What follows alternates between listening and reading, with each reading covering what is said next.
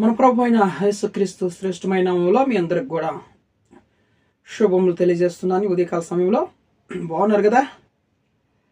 మన ప్రభు నిండికాల సమయం అంతా కూడా మనల్ని కాచి కాపాడి ఈ దినమును మనకు బహుమానంగా ఇచ్చినాడు కాబట్టి ఆయన పరిశుద్ధ నామానికి మహిమ కలుగును గాక. ఉదయకాల సమయంలో మనం వాగ్దానం కోసం ఎదురు చూస్తున్నాము కదా. పరిశుద్ధ గ్రంథాలు తెరిచినట్లయితే యెషయా గ్రంథంలో నుంచి 55వ అధ్యాయము 8వ వచనం. యెషయా గ్రంథంలో నుంచి 55వ అధ్యాయము 8వ వచనం. నా తలంపులు మీ తలంపుల వంటివి కావు, మీ త్రోవలో నా త్రోవల వంటివి కావు, ఇదే యెహోవా వాక్కు. Praise the Lord. దేవుని యొక్క తలంపులు మనిషి యొక్క తలంపుల వంటివి కావు. మనము మన ఇష్టానుసారంగా ఆలోచన చేస్తాం, కానీ దేవుడు తన ఇష్టానుసారంగా మన జీవితంలో చేస్తాడనమాట. దేవుని యొక్క తలంపులు అది వేరే మాదిరిగా ఉంటాయి. ఎలాగంటే అడవిలో ఒక 3 చెట్లు ఇలాగా అనుకుంటున్నాయంట. అడవిలో ఒక 3 చెట్లు ఇలాగా చెప్తున్నాయి. ఏమని చెప్తున్నాయంటే, మొదటి చెట్టు అంట, ప్రభువా నేను నరకబడి పెద్ద రాజభవనంగా నేను కట్టబడాలని నాకెంతో ఆశ ఉంది అని దేవుని వేడుకున్నదంట. రెండో చెట్టు వచ్చేసి, ప్రభువా నేను ఒక పెద్ద ఓడగా చేయబడాలి, ప్రభువా నరకబడి నేను పెద్ద ఓడగా కట్టబడాలి, చేయబడాలి అనుకున్నదంట దేవుని దగ్గర. మూడవ చెట్టు వచ్చేసి, ప్రభువా నేను ఈ యొక్క అడవిలోనే ప్రశాంతంగా ఉండి అన్నిటిని చూస్తూ నేను ఆనందకరంగా ఉండాలి అనుకున్నదంట. ఇప్పుడు మొదటి చెట్టు ఏమన్నది? నేను నరకబడి పెద్ద రాజభవనంగా మార్చబడాలి అనుకున్నది కదా. అది ఆ చెట్టు యొక్క తలంపులు, ఆలోచన. కానీ దేవుని యొక్క ఆలోచన ఏమైనా తెలిసినా, ఆ చెట్టు నరకబడి ఒక చిన్న పశువుల పాకగా మార్చబడిందంట. దేవుని నామానికి మహిమ కలుగును గాక. ఆ పశువుల పాకే దేవుడు జన్మించడానికి ఒక కారణమైపోయింది అనమాట. చూడండి, ఆ చెట్టు యొక్క ఆలోచన ఎలాగ ఉంది? పెద్ద రాజభవనం కట్టబడాలి ప్రభు నా ద్వారా అనుకున్నదంట. కానీ ఒక చిన్న పశువుల పాక మాదిరి కట్టబడింది అనమాట, పందిరి మాదిరిగా. చూసారా? రెండవ చెట్టు, పెద్ద ఓడగా నేను తయారు చేయబడాలి ప్రభువా అనుకున్నదంట. అది నరకబడి ఒక చిన్న ధ్వనిగా తయారు చేయబడిందంట. ఆ చిన్న పడవలోనే, ఆ చిన్న ధ్వనిలోనే యేసయ్య ఎక్కి ఎన్నో ప్రసంగాలు చేశాడంట. దేవుని నామానికి మహిమ కలుగును గాక.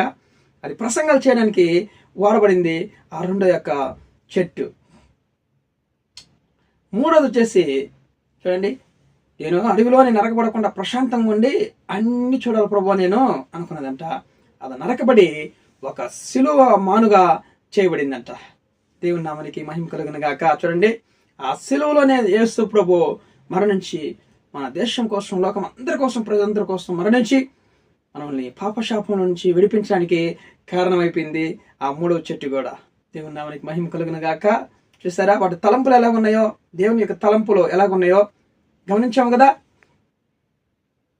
కాబట్టి మనము ఆలోచన చేస్తాం, కానీ దేవుని యొక్క ఆలోచనే స్థిరమైనది అని చెప్తుంది దేవుని లేఖనాలు. మన ఇష్టానుసారం మనం అడగొచ్చు, ప్రభా నాకు అది కావాలి, ఇది కావాలి అని అడుగుతూ ఉంటాం.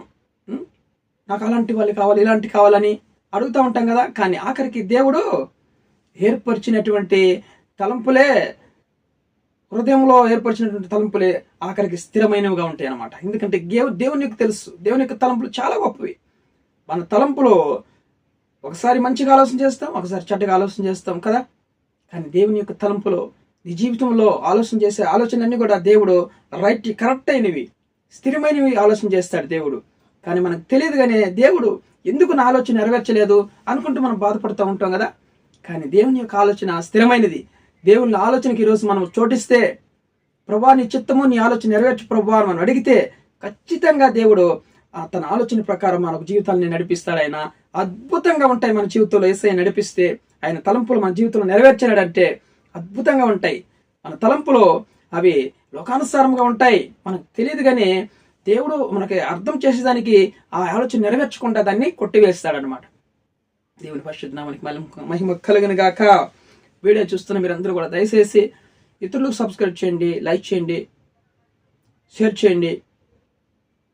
దేవుడు మీ కుటుంబాలని దీవించును గాక. ప్రార్థన చేసుకుందాం. ప్రేమ కలిగినటువంటి ప్రియ పరలోకపు తండ్రి, ఉదయకాల సమయంలో చక్కని మంచి వాగ్దానం ప్రభువా, మాకు మమ్మల్ని ప్రేమించి నా తలంపులు మీ తలంపులు వంటివి కావు, మీ ఆలోచనలు నా ఆలోచనలు వంటివి కావు, ఇదే యెహోవా వాక్కని ఈరోజు వాగ్దానం చేసిన ప్రభువా, మేము ఏమేమో ఆలోచన కలిగి ఉంటాం, కానీ మీ ఆలోచన స్థిరమైనవి, గొప్ప ప్రభువా. మీ చిత్తము మీ ఆలోచన మా జీవితంలో నెరవేర్చమని ప్రభువా, వీడియో చూస్తున్న వాళ్ళందరూ కూడా మరి ఆలోచన నెరవేరలేదని, వాళ్ళ యొక్క అడిగింది నాయన ప్రభా జరగలేదని అనుకున్నది ఎంతో నాయన ప్రభా కురింగిపోయి ఉంటున్నారేమో. ఈరోజు వాక్యం ద్వారా అందరితో మాట్లాడినందుకు వందనాలు. వాళ్ళ జీవితాన్ని స్థిరపరచుకోవడానికి అందరి జీవితాల్లో నాయన మీ యొక్క తలంపులు నెరవేర్చి స్థిరమైనవిగా ఉండనిమ్మని సమస్త ఘనత మహిమ ప్రభావం మీకు చెల్లిస్తూ యేసుక్రీస్తు జీవం కలిగిన నామములో ఈ ప్రార్థన అడిగి వేడుకొని పొంది ఉన్నాం పరలోకపు తండ్రి. ఆమేన్, ఆమేన్.